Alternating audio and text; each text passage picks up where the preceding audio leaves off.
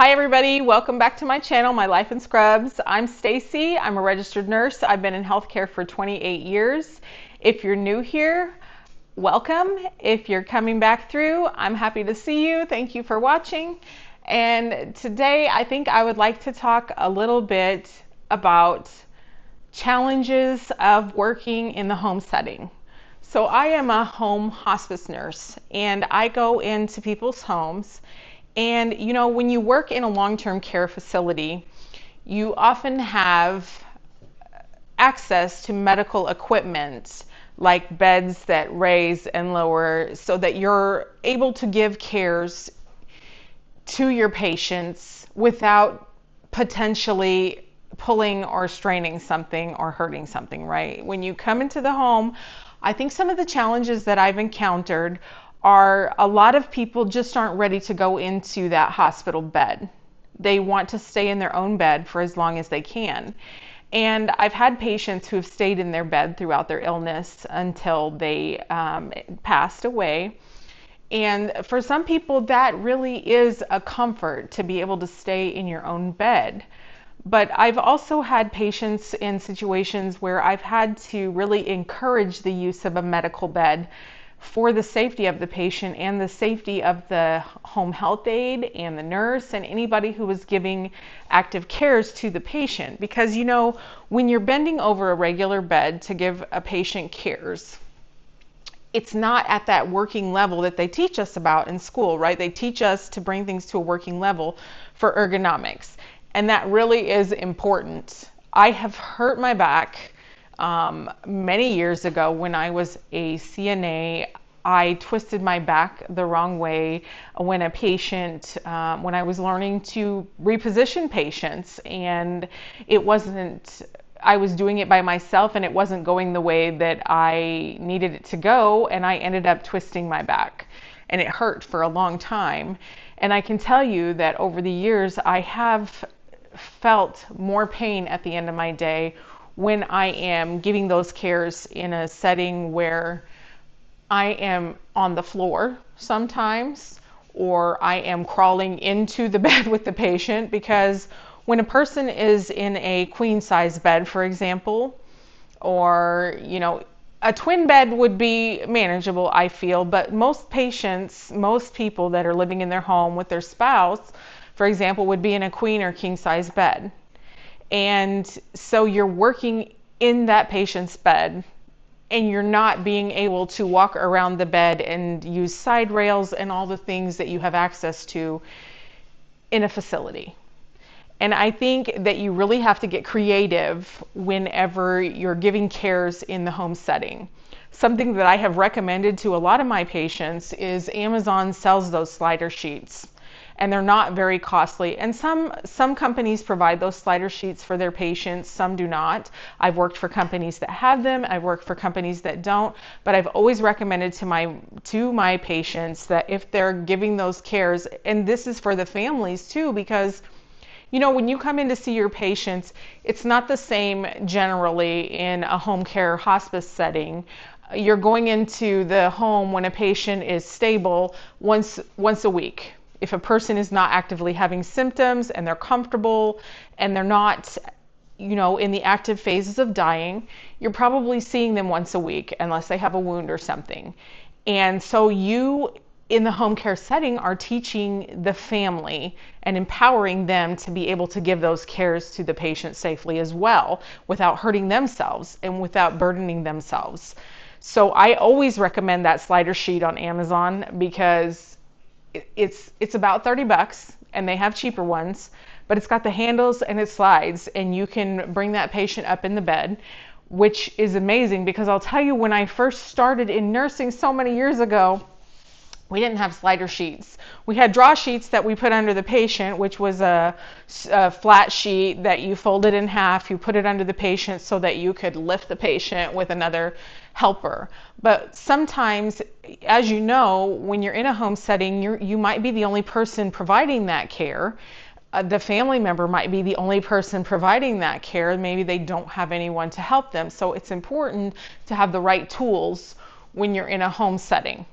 Another thing that is critical in a home setting is making sure that you teach your patients' families how to use gait belts, how to use the tools that are available to them.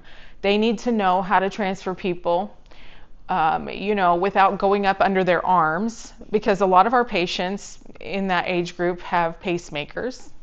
And also, you can cause injury to yourself and your patient if you're lifting up under the arms. It is really a lot safer to use a gait belt. And so it's important to have that piece of equipment in the home when you're doing transfers from the bed to the chair or the chair to the bed, or whatever you're doing, if a person is still able to bear weight and you are able to transfer them. I have been in situations where we use Hoyer lifts in the home, but generally in the home care setting, it's very rare to see an electric Hoyer lift.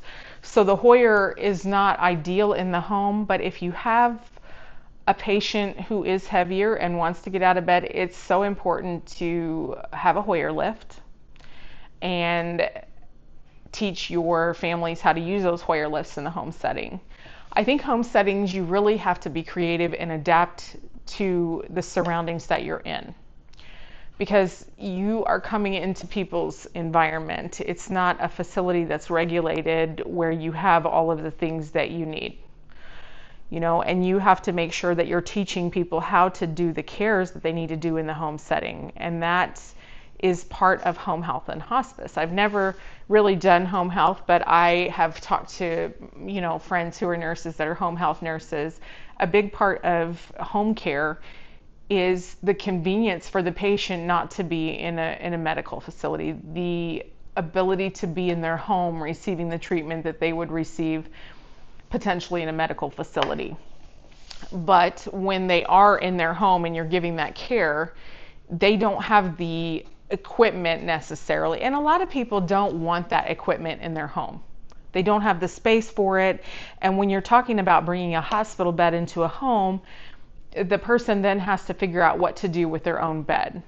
And so there really are a lot of tools available to you on the internet these days that you can find that will help you with turning and repositioning, pulling people up in the bed.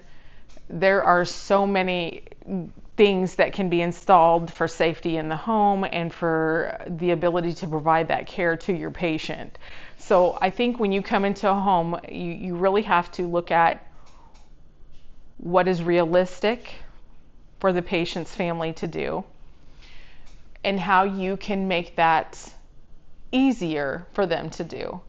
And unfortunately, you are going to be working in people's beds that are low to the floor sometimes.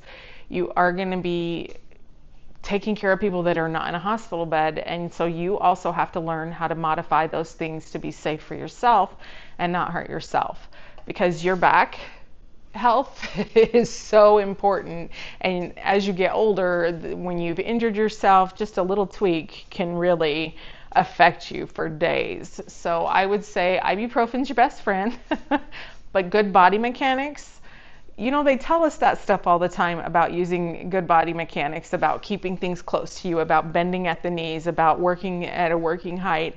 And I will tell you that over the 28 years that I've been moving and pulling on people and lifting them, that it is so critical to have proper body mechanics so that you do not get injured and so that your patient does not get injured when you're providing those cares.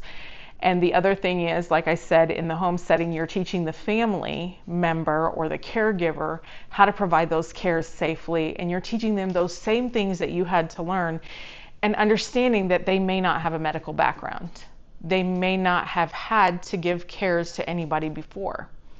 So it's really important that you give them the tools that they need in their home. And like I said, there's really interesting tools on the market. And when you're doing home care, sometimes you can provide medical equipment and get it in the home that the families are willing to allow inside the home. I've seen the transfer shower chairs where the patient can slide, from outside of the shower into the shower, and those are amazing. And I have seen I have seen a lot of equipment that makes your job easier, but I have seen the grab bars that people put beside the bed.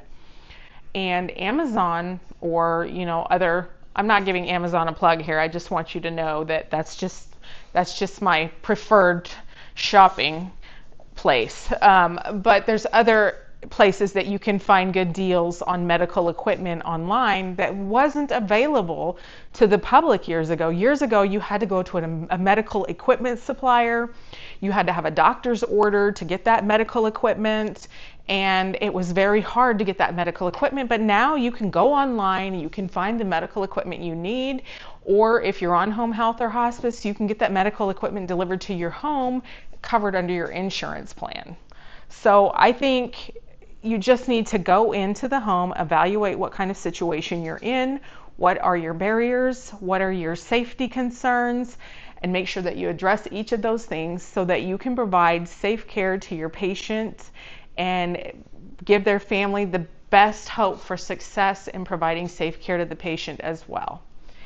What are some things that you have experienced in the home care setting that you would like to pass on or share, tips and tricks? I'd love to hear about it in the comments. Do you have questions? I'd love to talk about it. And if you have any ideas or questions that you would like me to discuss, I'd love to hear about it in the comments. If you like my content, I would love for you to like, follow, and share. Subscribe, please, if you like us. And I thank you for watching. I hope to see you soon. Bye-bye.